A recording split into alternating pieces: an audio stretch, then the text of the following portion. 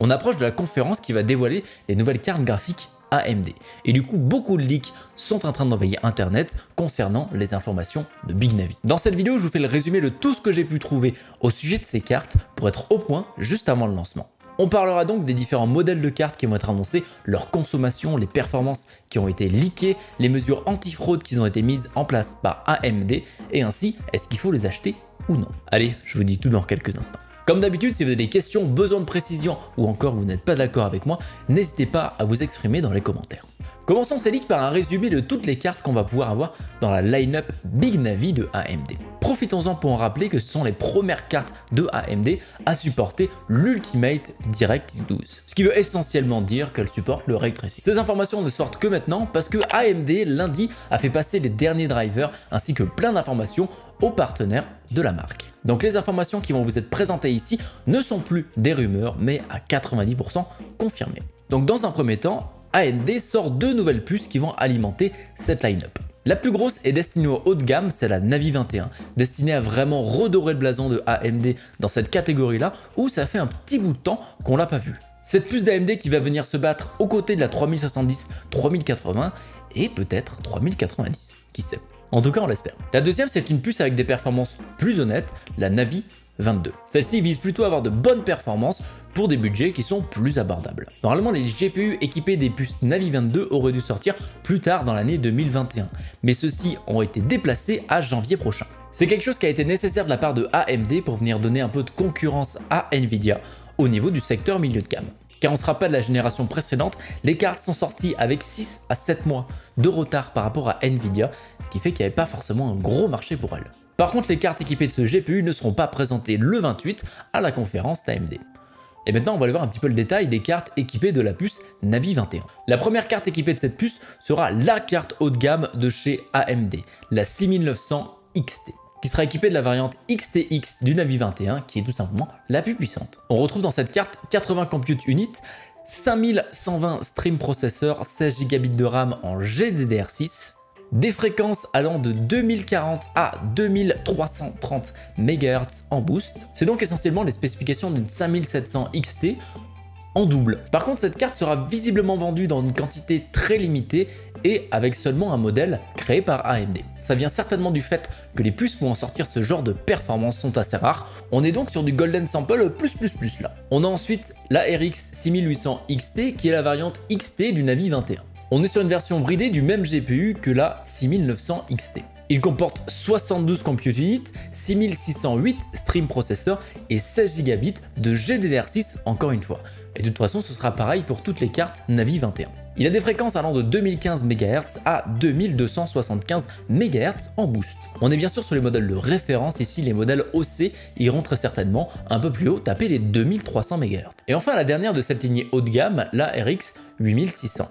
Qui est elle la variante XL du GPU Navi 21. On est sur une version encore plus bridée du GPU de la 6900. On a ici 64 compute units, 6096 stream processors, 16 Go de GDDR6, des fréquences de 1815 MHz à 2105 MHz. Ça fait donc 3 cartes très intéressantes qui vont sortir de la part de la Team Rouge. Et surtout, c'est le retour de AMD dans les gammes haute performance. On se rappelle que ça fait quand même 2 générations que AMD n'a pas proposé un GPU de qualité de haute performance. Mis à part le Radeon 7, mais qui a été un véritable échec commercial. Donc on le laissera un petit peu de côté. On a pu être très critique quant au TDP des grosses cartes de Nvidia. AMD suivrait visiblement le même chemin avec des cartes atteignant tranquillement plus de 300 watts. On va tout d'abord mettre les choses au point parce que AMD triche un petit peu au niveau de la nomenclature. Eux utilisent une valeur qui s'appelle le TGP, Total Graphic Power, qui ne prend en compte que le socket graphique et la mémoire, alors que Nvidia, eux, prend la consommation de toute la carte graphique. Igor Slab remet les pendules à jour avec un tableau ajoutant les autres composants qui n'avaient pas été pris en compte par ce fameux TGP. Et ça donne des résultats comme cela. 320 watts pour une version référence de la 6800 XT. 355 watts pour les versions overclockées de cette même carte. Et enfin 290 watts pour la variante la plus faible, la 6800. Donc ne vous attendez pas à des cartes qui chauffent ou consomment moins, on sera à peu près sur la même plage que Nvidia. Donc un bon airflow et une bonne alimentation sont à prévoir exactement comme pour une 3080. Ces cartes sont capables de chauffer votre salon, mais est-ce que la puissance est au rendez-vous? Certains leaks sont sortis concernant la performance qui pourrait être celle de la 6800 XT. Ces leaks nous dévoilent les scores de benchmark 4K sous 3D Mark face à une 3080 et une 2080 Ti. Et laissez-moi vous dire que les performances sont plus qu'intéressantes. On dirait la Multiplast H99 qui vient claquer des temps sur circuit. On peut voir sur les différents résultats qu'a pu se procurer Igor Slab que la 6800 XT se débrouille très bien dans ses benchmarks. C'est un benchmark de type DirectX 11, sous lequel beaucoup de jeux tournent encore et sont produits à l'heure actuelle. Il ne faut donc pas sous-estimer les performances sous ce framework. Et c'est notamment ici que la carte tire son épingle du jeu, avec 18,2% de plus qu'une Founders Edition. Ce qui fait que la différence est loin d'être anodine. Mais plus le temps passe, plus les jeux vont se tourner sur du DirectX 12. Et c'est sur ça que joue le benchmark TimSpy Extreme, qui est un benchmark DirectX 12 se rapprochant plus des technologies qui vont être utilisées par les prochains gros jeux qui vont sortir. On peut ici voir un combat beaucoup plus serré entre les deux, seulement 3,1% de différence entre les deux, mais avec toujours une légère avance pour la 6800 XT. On arrive sur le dernier benchmark, Port-Royal. Le benchmark de test pour le Ray Tracing, il va tester les cartes avec de très gros effets de lumière, réflexion et tout ce qui fait le charme du Ray Tracing. Ici, sans surprise, c'est la 3080 qui sort grande gagnante. La génération précédente a permis à Nvidia d'expérimenter correctement et de tirer les bonnes conclusions pour cette nouvelle génération. Mais la carte d'AMD est quand même loin d'être mauvaise ici. On aura quand même l'équivalent de performance d'une 2080 Ti, ce qui est déjà très honorable pour une première carte en Ray Tracing.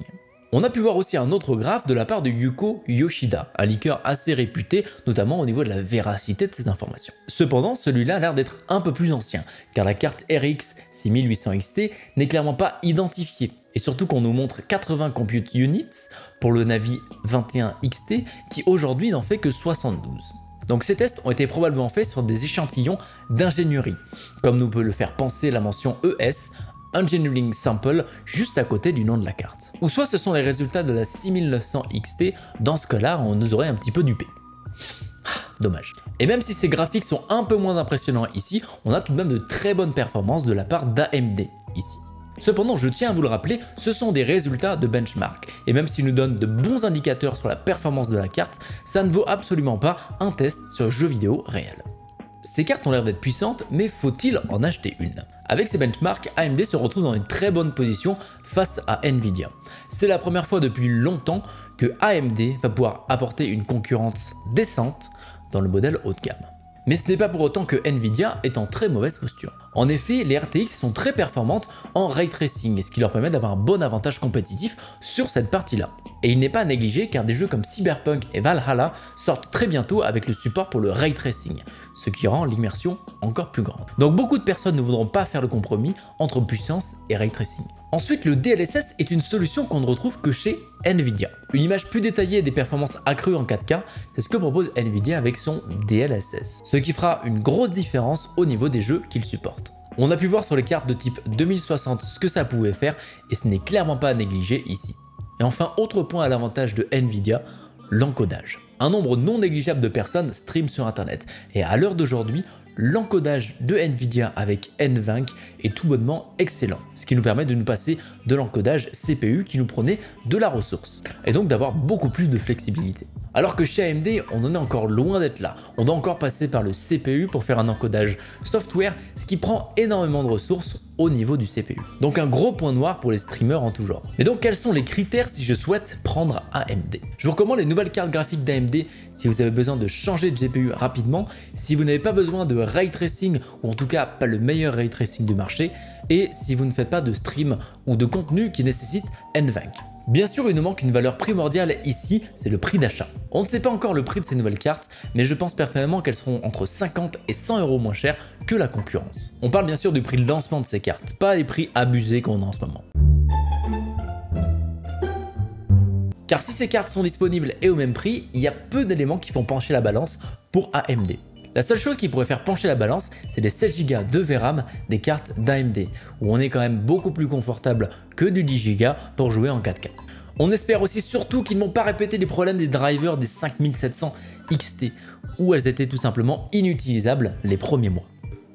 Dans tous les cas, ce qui est sûr, c'est que AMD est déterminé à ne pas faire les mêmes erreurs que son concurrent. AMD a fait passer à tous ses partenaires de distribution un petit courrier indiquant les bonnes pratiques à mettre en place pour éviter d'avoir les mêmes erreurs que Nvidia. Les mesures qui sont décrites sont les suivantes. La détection et la protection de bots, implémentation de CAPTCHA pour valider qu'une personne est bien humaine, vous savez le petit formulaire de Google où il faut cliquer sur les images contenant certains objets. Une seule carte par utilisateur et on va bien plus loin que le compte ici, les noms, adresse postale, email, etc. Tout ça va devoir être checké pour éviter les doublons. La validation manuelle des commandes, limiter la vente aux entreprises pendant 3 semaines pour éviter la revente en masse de ces cartes bien plus chères. Et enfin, allouer l'inventaire au panier et non à la commande. Ça permet d'éviter de se retrouver au moment de payer et qu'il n'y ait plus rien en fait dans les stocks. Et voilà les guidelines de AMD pour ce lancement. Elles ne sont pas obligatoires, mais elles sont très fortement recommandées par la firme, histoire que les stocks ne se vident pas en 2 temps 3 mouvements. Ce genre de mesure pourrait traduire un stock initial assez limité au niveau de AMD. Surtout qu'il y a déjà des rumeurs comme quoi AMD aurait demandé à TSMC de réallouer une partie des lignes de production de Ryzen pour produire des GPU RDNA 2. Donc on verra bien, mais les lancements de 2020 seraient définitivement maudits si c'était le cas. Dans tous les cas, on aura réponse à nos questions le mercredi 28 octobre lors de la conférence AMD. On aura une présentation de toutes les cartes, les particularités d'architecture, mais aussi beaucoup plus de benchmarks sur des vrais jeux vidéo. On sortira d'ailleurs une vidéo résumant tout l'événement, donc n'hésitez pas à vous abonner pour avoir la vidéo dès sa sortie jeudi matin. Et comme toujours, on aura vraiment les performances réelles de cette carte qu'au moment où les testeurs indépendants pourront mettre la main dessus. Mais ça nous donne déjà beaucoup d'espoir sur le fait que AMD est un concurrent sérieux pour le haut de gamme. Et qui dit concurrence dit un marché bénéfique pour nous, les consommateurs. C'est tout pour cette vidéo, merci à vous d'être resté jusqu'ici avec moi. Je vous dis à très bientôt pour une nouvelle vidéo, ciao!